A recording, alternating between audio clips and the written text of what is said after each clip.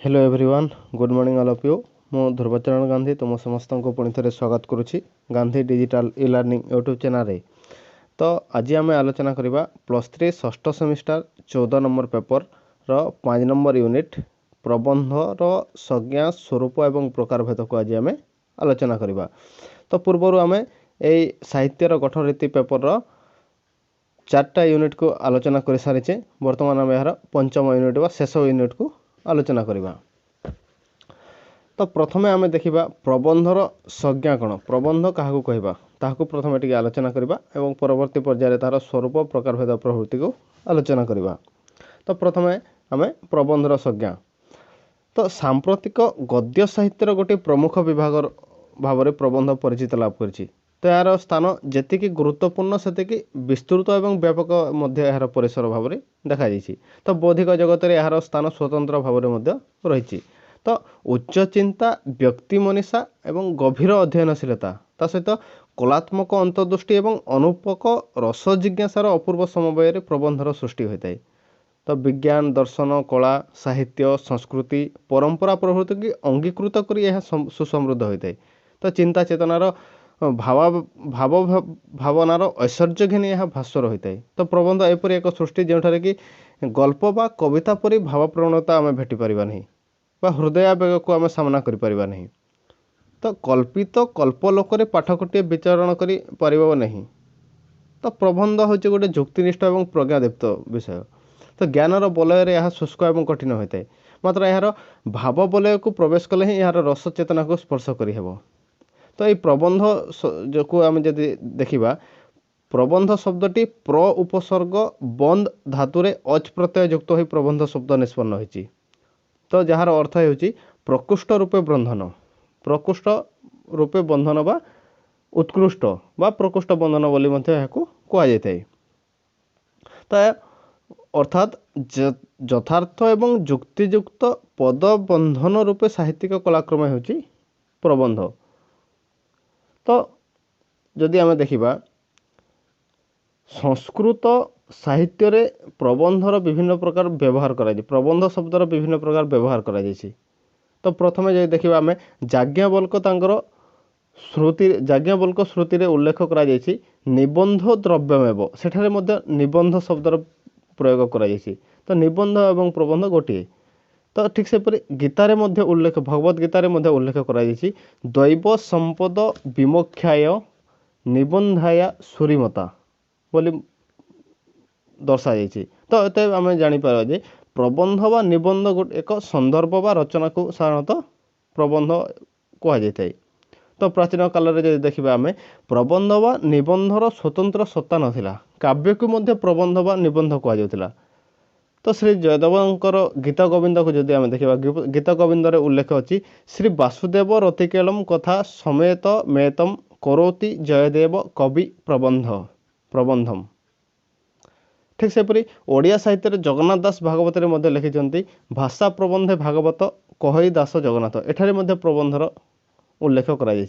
ठीक सेपरी जदि आम देखा अभिमन्यु सामंत सिंहार तांकर विदग्ध चिंतामणि काव्य में प्रबंध शब्दटीर प्रयोग करिसेंती। जेपरिक जमकादि चित्रकाव्य प्रबंध यथाजात धंदा एटी बुध मनबोध। ठीक सेपरी जदुमणि महापात्र तांकर प्रबंध पूर्णचंद्र ए प्रबंध शब्दटीर प्रयोग करछंती। जेपरिक उदाहरण स्वरूप नहीं विविध पूर्णचंद्र सिद्धि निर्बंधे प्रबंधे होइला ख्यातजी। तो इत्यादि जदि आम देखा जेकोसी काव्य को सेतेबेले प्रबंध कहुला, किंतु आधुनिक जुगे से सबूर संज्ञा बर्तमान बदली जाइए। साहित्य दर्पणकार विश्वनाथ कविराज को जदि आम देखा, साहित्य दर्पणकार विश्वनाथ कविराज प्रबंध शब्दटीर प्रयोग करछंती। जेपरिक मिथ्या ग्रंथ प्रबंधेर मनोहरति जाभृशम नाना कौतुक हास्या दैस्या कथेत्य विधीयते, एठारे मध्य से प्रबंध शब्दटीर प्रबंध शब्दटीर से व्यवहार करछंती।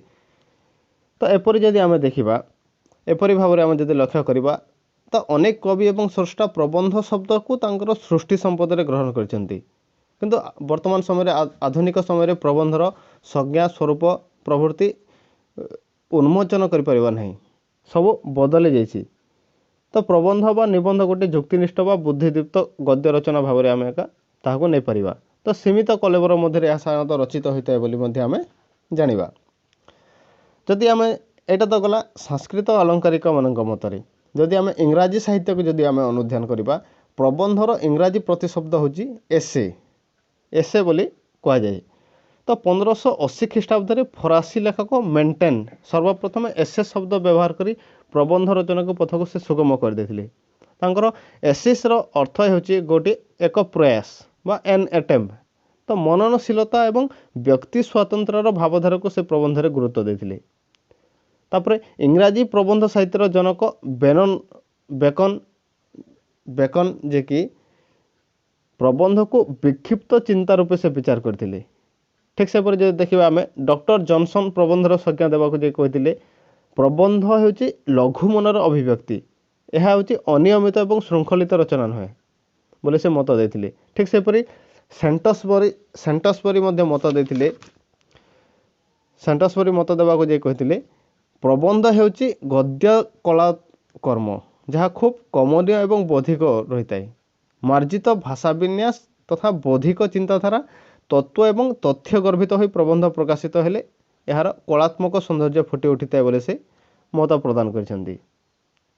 तापर जदि आमे देखिबा ए प्रबंध होची गोटे गद्यात्मक बुद्धिदीप्त युक्तिनिष्ठ कलात्मक रचना। तो यार कलेबरटा सीमित रही है।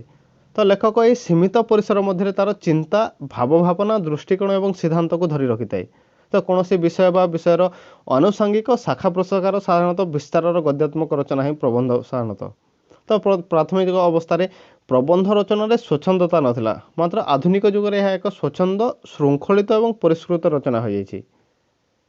तो निबंध व प्रबंधर क्षेत्र विस्तार एवं सीमित रही जाइए।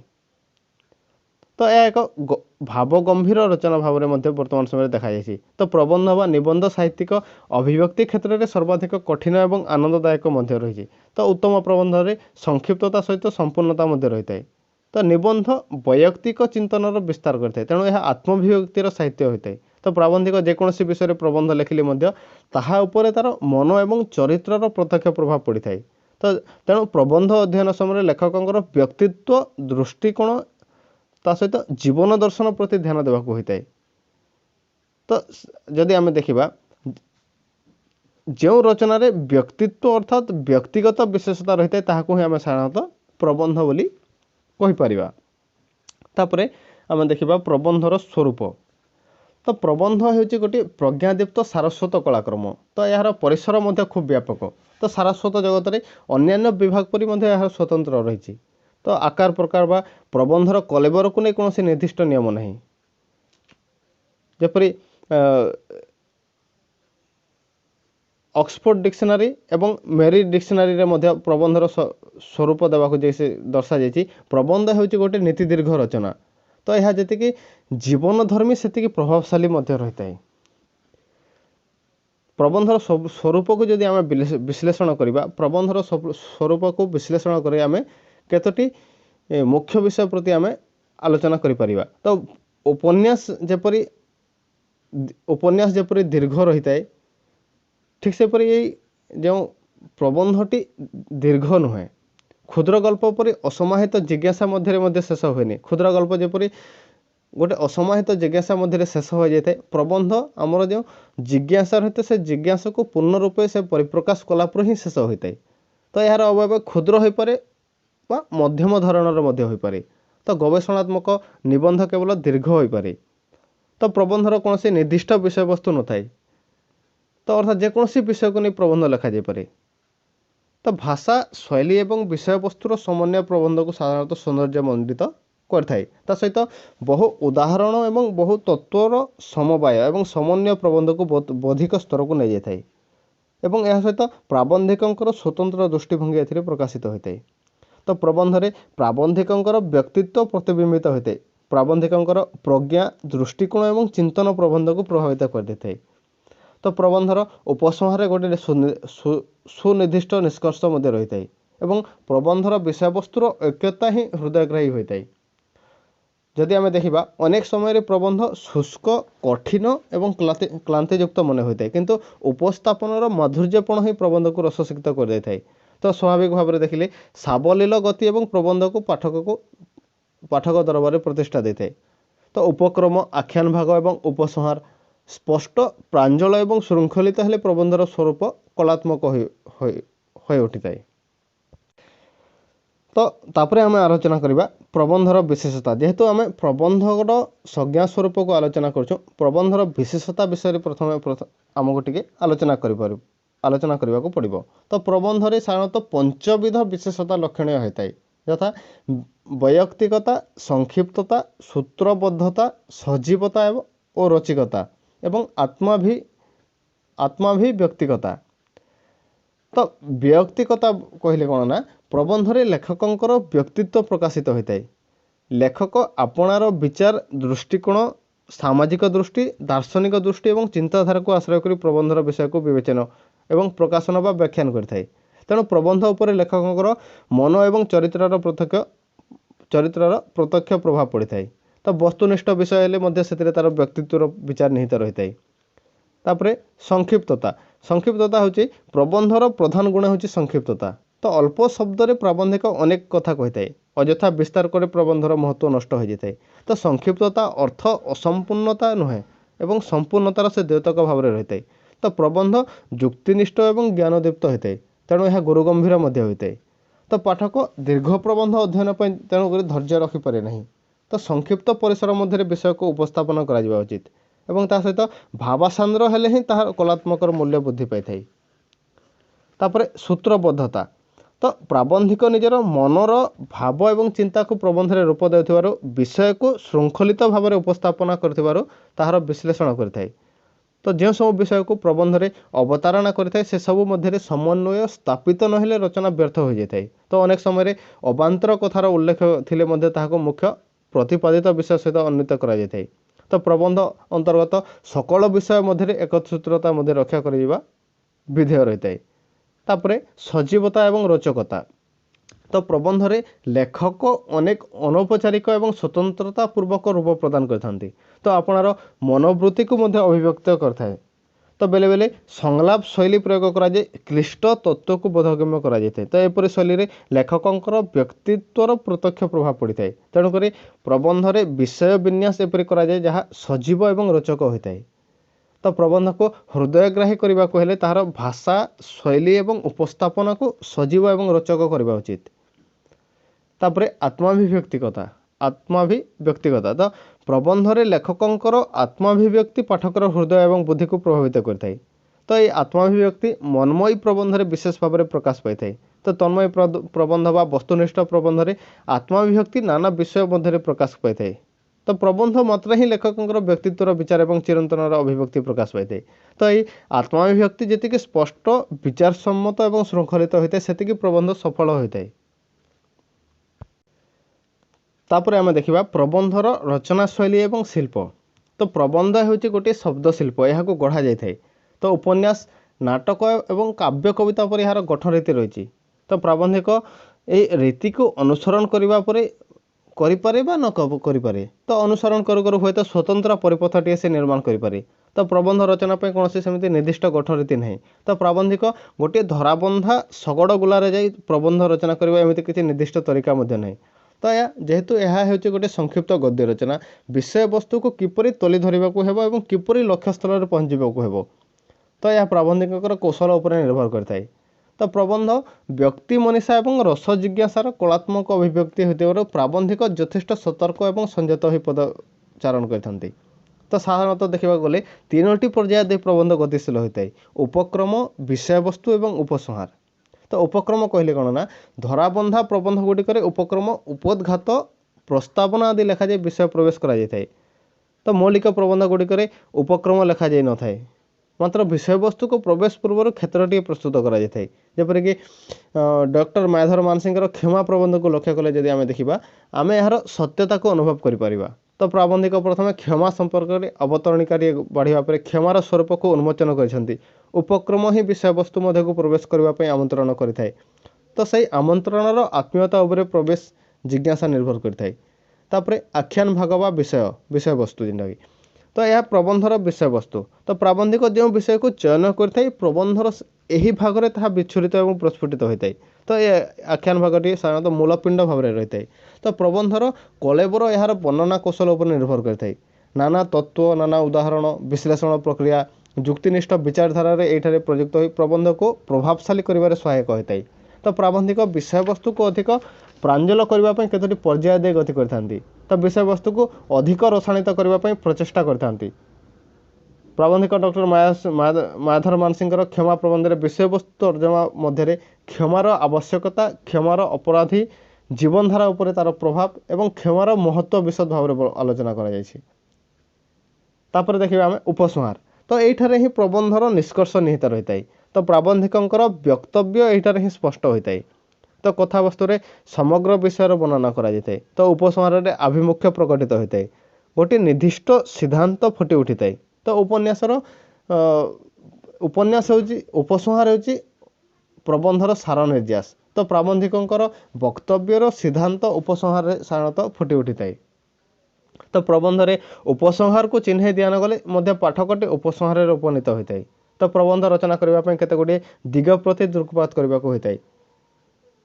तो प्रबंध रचना करने केते गुड़े दिग प्रति जो दृक्पात करने को दृष्टि देवा पड़ता है सेगुड़िक मध्य जदि आम देखा विषय प्रसंग, उपयुक्त उपस्थापन, समता, ऐक्य, सठिकता, रचनार सावलीलता, भाषा प्रयोग क्षेत्र में स्पष्टता और निर्भीक वक्तव्य और बलिष्ठ व्यक्तित्व, यही 8टी विषय उपर साधारणतः प्राबंधिक को दृष्टि देवा पड़ता है।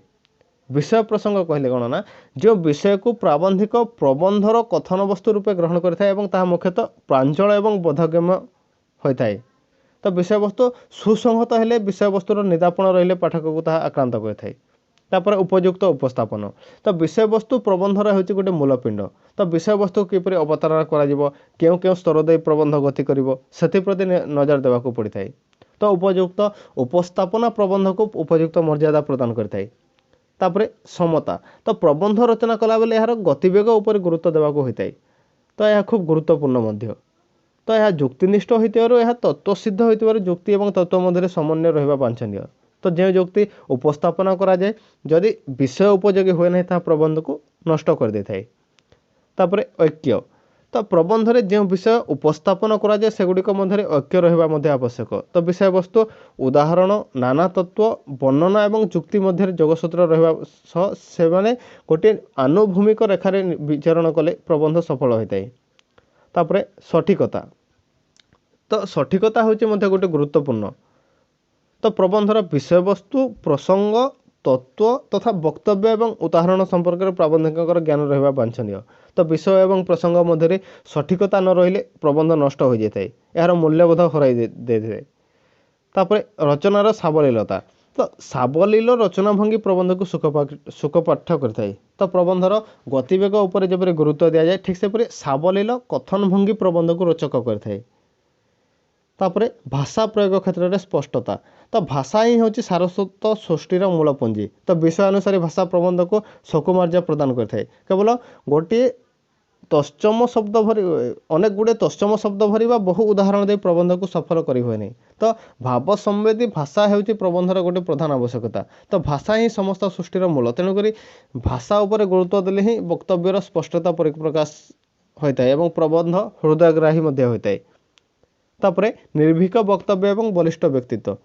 तो प्रबंधरे निर्भीक वक्तव्य और बलिष्ठ व्यक्तित्व प्रकाश पाइबा उचित। तो व्यक्तिनिष्ठ प्रबंधरे लेखकर चिंतन, अनुभूति, विचारबोध और प्रज्ञान परिसीमा प्रकाशित होता है। मोट उपर जदि आम कहिबा भाषा संगति, प्रांजल और सावलील गति प्रवाह सहित वक्तव्यर मर्म उद्घाटन हो पारे प्रबंध साधारणतः सफल होता है।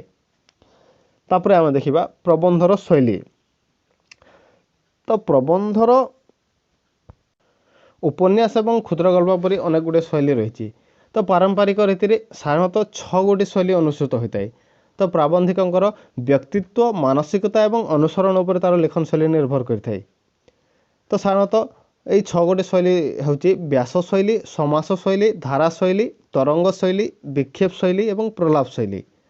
तो व्यास शैली कहले कौन प्रबंध यह हूँ गोटे प्रबंधर गोटे विशेष रचना शैली। तो विशेषकर वर्णनात्मक प्रबंध एवं विचारात्मक प्रबंध क्षेत्र में ए शैलीर व्यवहार कर तो गोटे विषय को बहु शब्द विश्लेषण करवा यार गोटे ए शैलीर लक्षण तो ये शैली वक्तव्य को अधिक प्रांजल एवं सुंदर कर दे थाए तापर समास शैली तो तुलनात्मक विचार विमर्श होची शैलीर गोटे लक्षण तो मूल प्रतिपाद्य विषय एवं विषयानुसारी शब्द प्रयोग मध्यम ए शैली विशेषित होता है तापर धारा शैली तो ये शैली हूँ खूब काव्यिक तो प्राबंधिक विषय वस्तु को खूब रसायित कर उपस्थापन करए हृदयर भाव जुक्तिनिष्ठ चिंतन को अतिक्रम कर दे थाए तो शिक्षा भावर अनुगामी होता है मात्र अनेक क्षेत्र में काव्यिक भावटी सीमित हो रही जाए तापर तरंग शैली तो ये शैली तरंग पर तरंगायित भाव को ग्रहण कर प्रकाशित होता है तो भाव एवं भाषार एक गोटे मधुर सिम्फनी प्रबंध को उत्सव मुखर कर दे थाए तापर विक्षेप शैली तो ये विक्षेप शैली एपरी एक शैली बा एक प्रकाश भंगी जहाँ निरवच्छिन्न हृदय वेग को रुद्ध कर दे थाए आवेग एठारे मुख्य न होई गौण भाव में ठिया होता है तो मूल कथाटी साधारणतः चिंतात्मक होता है तो ज्ञान एवं तार समीकरण होची यार गोटे मौलिक लक्ष्य तापर प्रलाप शैली तो भाव व्यंजन होची ए प्रकार शैलीर गोटे मूल भाष्य भाषा विन्यासर अव्यवस्था विचारधारार असंबद्धता एवं यही धारार शैलीर परिलक्षित होता है तो प्राबंधिक प्रबंध रचना कला बेले कौन शैली को आखि आगे रखी लिखे नहीं तो समालोचक प्रबंध पाठ कर शैलीटी को उद्घाटन और उन्मोचन करते विषय वस्तु सहित तत्व और तथ्यर मेलक रहिले भाषार सावलील और सुसंगत रहिले उपस्थापना कलात्मक और सकुमार्जर मंडित हेले प्रबंधर साधारणतः गौरव फुटे उठी थाए तापर आम देखा प्रबंधर श्रेणी विभाग तो रचना शैली दृष्टि साधारणतः प्रबंध को दुई भाग में विभक्त कर